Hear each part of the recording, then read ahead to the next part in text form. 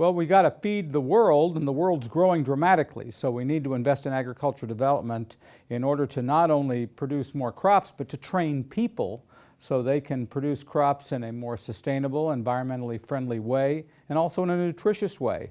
And that takes brain power, and it takes research, and it takes investment, and that requires some dollars to be spent. And so that's a requirement that both the public and private sector are going to have to meet in order to feed this changing world. Well, we've seen from Brazil, a country that 40 years ago was basically third world and totally developing, that they made a commitment to train a cadre of agriculture scientists, tens of thousands of them.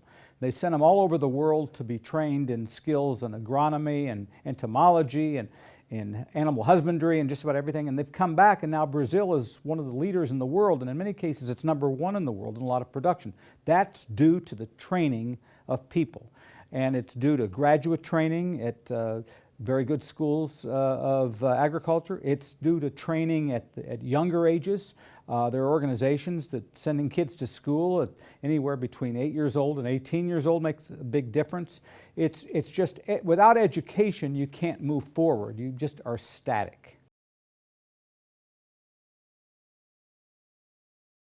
Well, there's no segment of the economy, of the world economy, that's more susceptible to weather changes than agriculture. Why? Because it's outside. And so, you know, if you're producing industrial commodities in a factory, you're not going to be as susceptible to climate change. And so weather changes can create problems including drought, pest, disease.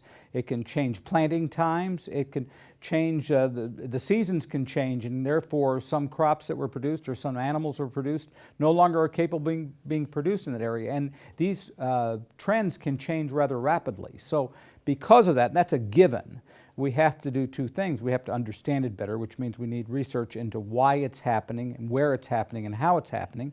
Then we need to help farmers minimize the impacts of those changes, and then at the same time adapt to them. So you need all those things, and that requires a great amount of research.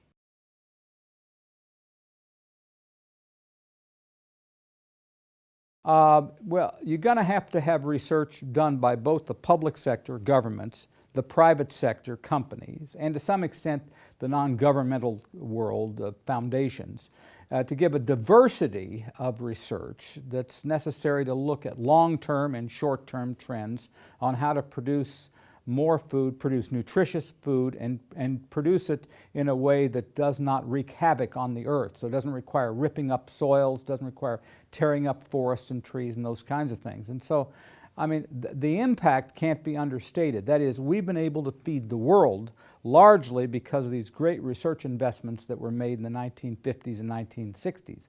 And most of that came from the United States of America or from foundations that were headquartered here. Now, unfortunately, it looks like we're beginning to minimize that level of research, which is not good for the long-term trends of food production.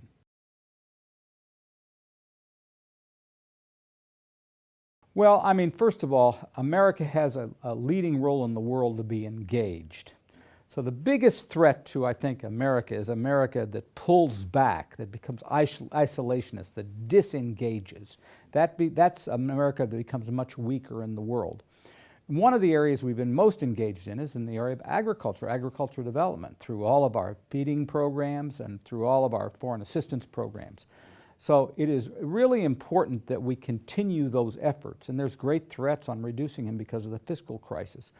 For every dollar that we spend sensibly on foreign assistance and development, agriculture development, that's much less money that's going to be ultimately spent on bullets and guns and machines of the defense industry to protect us in the event of the political instability in a place like Afghanistan or Iraq or Yemen or other parts of the world that are unstable. So I think there's a big link between our investment in development and our economic and political strength and our ability to prevent war. If you look historically, when the United States has helped other countries bootstrap themselves up by improving their economies, their rural economies, their agricultural economies, health, education, those things, it has strengthened those economies, and these countries have tended to become democratic.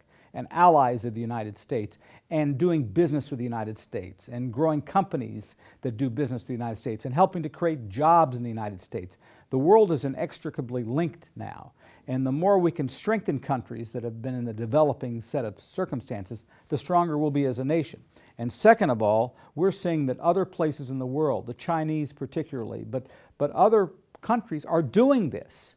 And you go all over sub-Saharan Africa, East Africa, who's helping them develop their roads and their education systems? In many respects, it's as much China as it is the United States.